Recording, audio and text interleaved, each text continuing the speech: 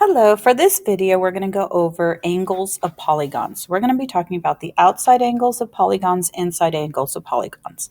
And a polygon is just any shape that has three or more sides. So what we've been working on on Monday was that all triangles add up to 180 degrees. Well, this will show you why it equals 180 degrees and why a square or a rectangle would be 360.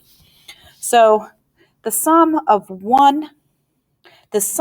all the internal angles is the formula n minus 2 times 180. So n means the number of sides or angles, okay? Or angles. And if you thought of it as a triangle has three sides, so 3 minus 2 is 1. 1 times 180 is 180. Now, if we're trying to figure out one internal angle, and we knew that all the sides and the angles were the same, we would take our formula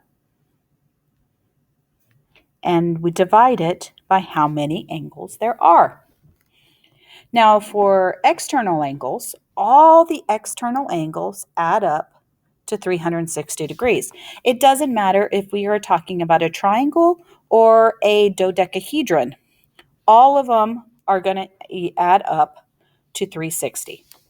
And just like we found one internal angle, to find one external angle, we're just taking the formula and dividing by n. Now we're going to practice it. I know I have a bunch of them on here, but we're only going to do one or two. Now, a nice way to think about this is, I'm going to do the one on the right first, is if I'm trying to figure out what all of them add up to be. Well, I'm going to take my shape and I'm going to divide it into triangles. And if you think about it, each triangle we know is 180 degrees. And so for this one, we do 180 times 4, which is going to be 720. But if we also use our formula, so the formula, n minus 2 times 180, we could do the same thing. I always like to start at one side. There's 1, 2, 3, 4, 5, 6. And I like to say n is 6. Or if it was inside the shape, I'd put it in there. So we're going to put it into the formula, 6 minus 2 times 180. Then bring your handy-dandy calculator, 6 minus 2, and then times that by 180, if I can type in the right numbers. And I'm also going to get the same number, 720. Whoops, sorry, touched the wrong button. Now let's try one more of these. So this one, that one is a very big one. So that start there. So 1, 2, 3, 4, 5, 6, 7, 8, 11. So we just say it's 11-sided shape. Never have to go anything higher than octagon, so 8 sides. At least talking about the words. So if we plug it into the formula, 11 minus 2 times 180, plug it into your calculator, and you're going to get that all the angles inside, all the internal angles here, are going to add up to 1,620 or 1620. All right, so the next one, what is measure of one interior angle going to be? So one interior angle, we'd have to find out what all of them are and then divide by how many there are. So if we take 1, 2, 3, 4, 5, 6, 7, 8, 9, we're going to go in 9 minus 2 times 180, then divide it by 9. So definitely with your calculator, do the top first, equal it, then divide it by 9. So we're going to go 9 minus 2 times 180 equals, and then divide it by 9.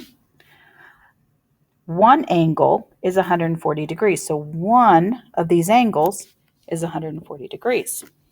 Let's try another one. So here, start with 1, 4, 5, 6, 7, 8, 9, 10. This is a decagon, if you needed to know. Decade is 10 years, so decade, decagon. So we're going to go 10 minus 2 times 180 divided by 10. Put it into your formula. And then divide it by 10. We're going to get 144 degrees. And if you notice, as we get more sides, the angles are definitely going to get bigger. Now, the measure of all exterior angles are going to be 360. It doesn't matter how many sides. This one's 6. It's always going to be 360. Doesn't matter. Okay? Doesn't matter what it is. But if we want to find what one exterior angle is, we're going to take 360 divided by the number of sides. So here we have 1, 3, 4, 5, 6, 7, 8, 9, 10. So 360 divided by 10 is just going to be 36. So what we're trying to find is this outside angle, and we can continue it all around. These are all 36 degrees, and we can keep going. So let's try one more. Here we have 1, 2, 3, 4, 5, 6, 7. Okay, and we're going to go 360 divided by 7. And get your calculator. And this one will be a decimal. Some of them will be decimals, and you just need to round it to one number after the decimal, so to the tenths. All right, this is what we're going to be going over in class on Tuesday, so make sure you do write down all the formulas and you know how to solve it.